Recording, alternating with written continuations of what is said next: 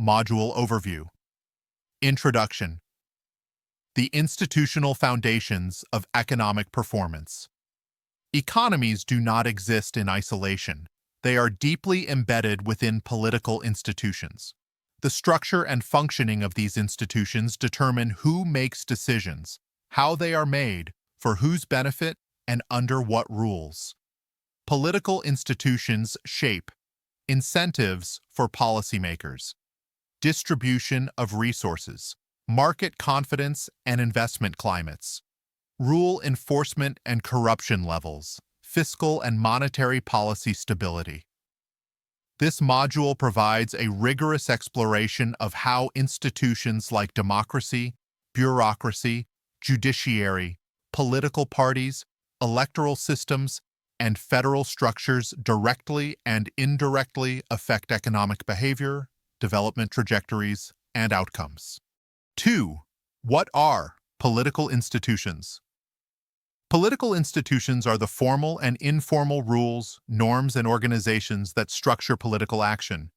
They include constitutions, parliaments and legislatures, executive cabinets, judicial bodies, political parties, electoral commissions, public bureaucracies, regulatory authorities. These institutions define who has power, how power is exercised, how accountability is ensured, and how decisions are enforced. 3 institutions and economic policy-making political institutions influence, taxation and budgetary policy, public investment, anti-corruption enforcement, wage and price controls, business regulation, property rights protection, social welfare programs. For example, in democracies, economic policies are often constrained by electoral cycles and coalition bargaining. In autocracies, leaders may pursue long-term policies, but without accountability, leading to misallocation and corruption. For democracy versus autocracy, who performs better economically? A. Democracy and economic growth. Democracies provide checks and balances, legal protections, and civil liberties. They tend to have more inclusive policies and redistribution mechanisms. Democracies also face policy gridlock, populist pressures, and short-termism.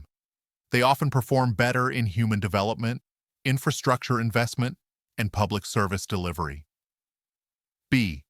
Autocracy and economic growth. Autocracies may enable quick decision-making, long-term planning, and infrastructure mega-projects. However, they lack accountability and are prone to corruption repression, policy instability after regime change. Autocratic growth is often unequal, extractive, and unsustainable, e.g., oil-rich states. C. Empirical insights. No automatic superiority. Institutions must be effective and inclusive, not just democratic in name. Developmental states like South Korea and Singapore succeeded due to technocratic, accountable autocracies, not mere repression. Long-term, inclusive political institutions are more likely to support sustainable, equitable economic development. 5. Rule of law and property rights. One of the most direct ways political institutions shape the economy is through legal predictability and property rights enforcement.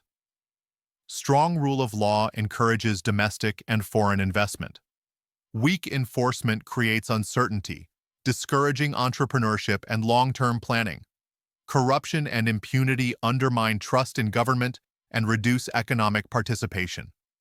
A credible legal system fosters contract enforcement, anti-monopoly regulations, environmental standards, anti-corruption safeguards. 6. Bureaucracy and public sector institutions. The efficiency and integrity of a country's bureaucracy can make or break its economy. A. Weberian bureaucracy, professional, meritocratic, rules-based.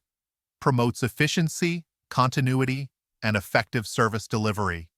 B. Patronage bureaucracy, appointments based on loyalty or ethnicity, leads to inefficiency, bribery, rent-seeking. C. Impact on development. Efficient bureaucracies improve tax collection Infrastructure rollout, education, and health delivery. Weak bureaucracies often lead to leakages, ghost workers, contract fraud, and inflated costs. 7. Electoral systems and economic policy. The rules of political competition shape economic outcomes in subtle but powerful ways. A. Majoritarian, first-past-the-post systems. Create strong executives with stable majorities. Risk of underrepresenting minority interests.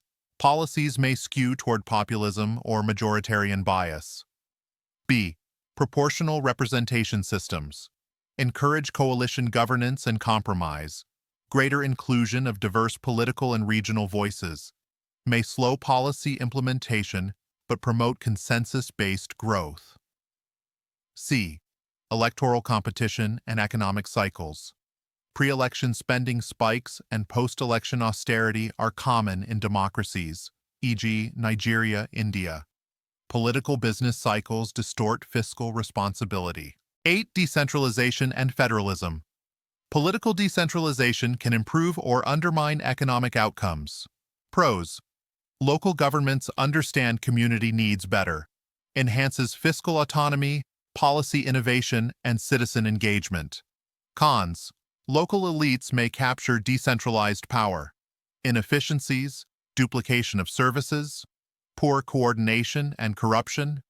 Federal systems like those in the US, India, Nigeria, and Brazil have mixed records depending on the capacity and accountability of subnational units.